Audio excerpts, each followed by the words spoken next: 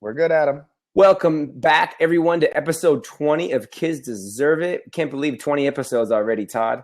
I We hope know. you've been enjoying our weekly chats with educators and game changers from around the country. In case you didn't know, we had over 200 downloads last week on iTunes. You can listen to Kids Deserve It on the way to work. You can catch up if you're flying across the country. So check us out on iTunes for sure. This week, we've got another great guest. But first, we want to introduce ourselves. I'm Adam Welcome, elementary school principal from Danville, California.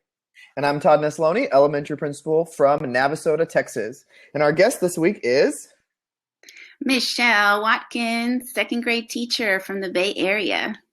Well, we want to remind all of our viewers to participate in the chat along the side, as well as sharing out things that you're listening to and learning about on Twitter using the hashtag Kids Deserve It. We love reading all the stuff. So, Michelle, we have some questions for you. So, for those of you who don't know who you are, tell us about yourself. All right. Well, my name is Michelle Watkins, and this is my 13th year as a teacher. I've taught mostly primary grades, so second grade and third grade. For 3 years, I was also a teacher on special assignment, working with teachers and classroom support with curriculum within the English language development realm.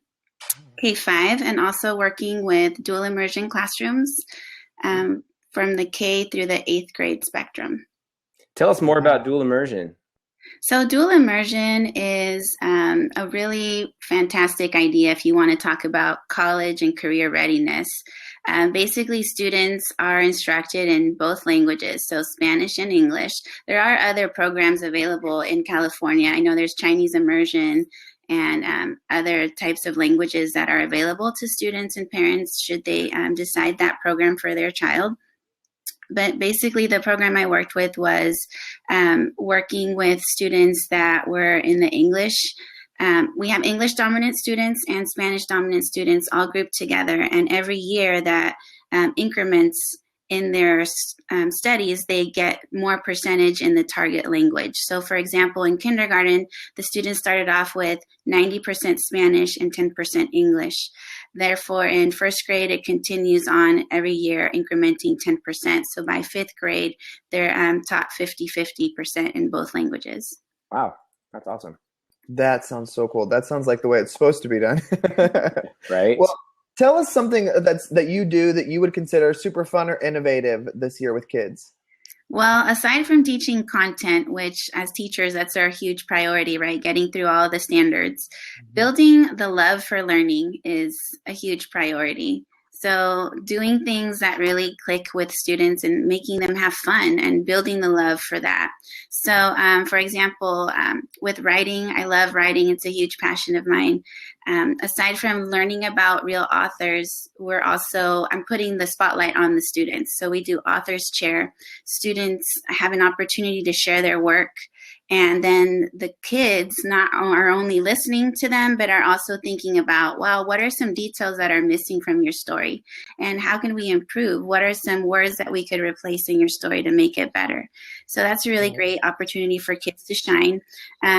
Building the love for reading. So on Fridays, we do Flashlight Friday. Kids bring in a flashlight and they just read. And it's so simple. It's so beautiful. The kids have a great time, just really focused and really tuning into their reading. I can't take credit for that idea. One of my parents from last year, her name is Stacy Thompson. She teaches at the high school level, and her daughter was in my class last year. So she shared that idea with me, and I loved it. I ran with it, and it was great from the beginning. So why do they need flashlights? What do you do with the lights? So the flashlights are just really for them to really focus on the page that they're reading. So everything else is dark and they're just really tuned in to that particular page. They're buddy reading. They're choosing to read independently. Sometimes they go under their desk. They find the darkest spot in the classroom just to be able to focus in on that reading. Nice. So, Michelle, your class is 1-to-1 with iPads in second grade. And how has that enhanced your teaching? And second kind of part of the question, do you have any advice for people wanting to go 1-to-1? Definitely. I love the creative aspect of the iPads. It's definitely a tool that I use to help build that creativity. So going back to the writing, I have this app called Story Creator. So with this, their students are able to not only write and illustrate pages, but they can also record their voices. So they're able to listen to themselves, read the story, and then some of them get surprised, like, oh, I sounded like a robot when I read that page. So I have to go back and see how I can make my writing sound more exciting. Definitely for Kahoot, for those of you who are familiar with that. Jen DeWert and Shelly Roche at my school introduced this concept to us at a staff meeting, made it super exciting. Basically, it's a way for kids to be able to take quizzes and questions as a whole group. And basically, the program ranks them according to precision and then also quickness. So who's the first one to answer with the correct option? So that's also really fun for the kids to keep them engaged. Nice. How about any advice for people wanting to go one-to-one, like where to start? They can follow you on Twitter, I know, but like any other resources or just kind of building blocks? Yeah, don't be afraid to look for the funds. There's funds out there. We have Donors Choose. There's a lot of people out there that are willing to help fund your wishes. And I know that you don't have to reinvent the wheel also, because I know some of those grants that you're trying to write can take time. So ask people that you know, hey, can you send me some information on this? Can you help me out so that we can work together, work smarter, not harder? That's a huge quote that my kids hear me say all the time. Find the resources, they're out there. Thanks. Right. Well, if you have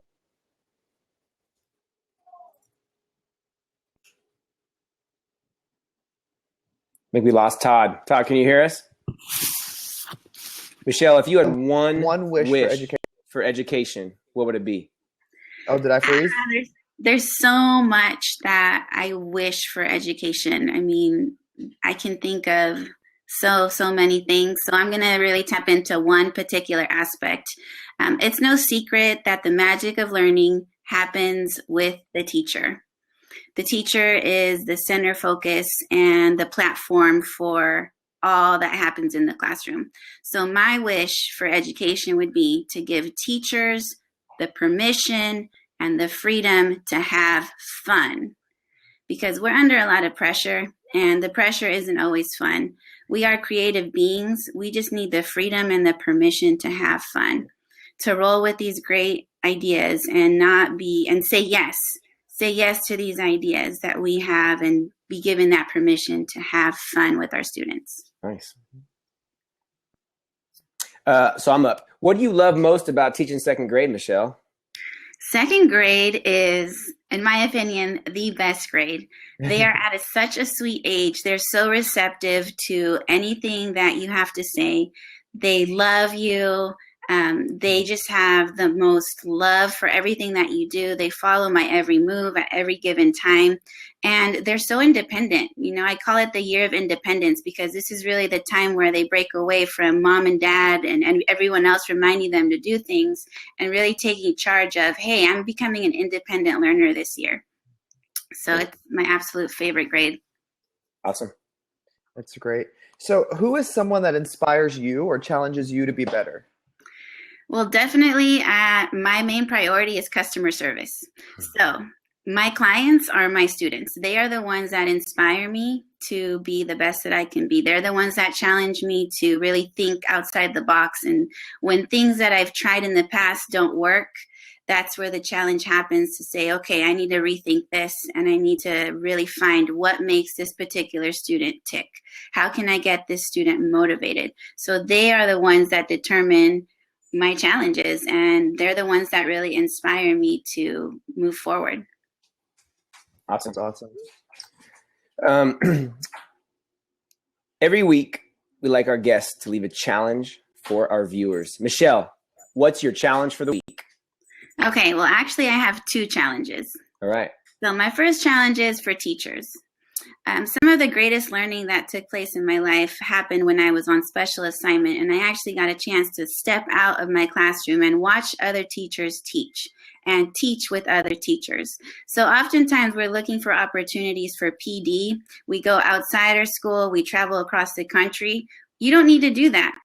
There is great things happening in your school.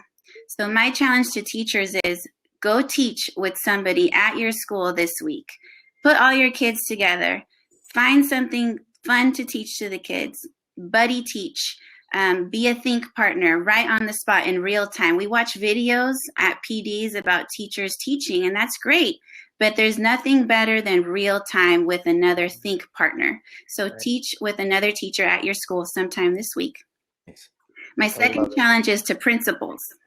So Todd and Adam. All right. So my challenge to you is you're going to teach with a teacher at your school and be that teacher's think partner and see what happens, and keep your feet planted firmly in the classroom, because nothing makes a principal more relevant than being in the classroom. So keep your feet planted, go teach with another teacher at your school this week. Nice. I love it. Nice. Thank you so much, Michelle, for coming on with us this week. I really appreciate it, especially on a Saturday morning. Oh, wait, Todd. Michelle, did you have something else to share with us? I do. But I don't know. Should we do it? Michelle, I think you should do it. We're live on air. Do it. Make it happen. Okay. So one of the things I do with my students a lot is I write songs to help them learn different things. I've been known to also rap a little bit. Am I Queen Latifah? No, not even close. So I'm going to put myself out there. I do not take myself seriously, but this is all just for fun. This was a little rap song that was inspired by your whole movement on Kids Deserve It. So I hope you enjoy it. First, let me put my shades on because that's a whole part of the gig. Yeah. We're all right. You all ready? I love it. Let's do it. Kids deserve it. Support the cause to preserve it. What? Kids deserve it. Support the cause to preserve it. With Adam Welcome and Todd Nizoni, connecting educators across the country with conversations and pedagogy. Keep your mind open to positivity, because kids deserve it. Love it, Michelle. Very good. That was awesome. All right, guys. Thank you so much for having me today. It was truly an honor. I hope maybe you'll consider that being your theme song. Hey, I got your back. That's great. Well, we want to remind all of our viewers that we have our next episode on a special time again, just like this episode, next Saturday. It'll be at 11 a.m. Central, 9 a.m. Pacific, with high school teacher Ryan Devlin, who just came back from Australia from teaching elementary students. So we'll be excited to hear from him. Thanks again, Michelle, and we hope everybody has a great week. Thank you.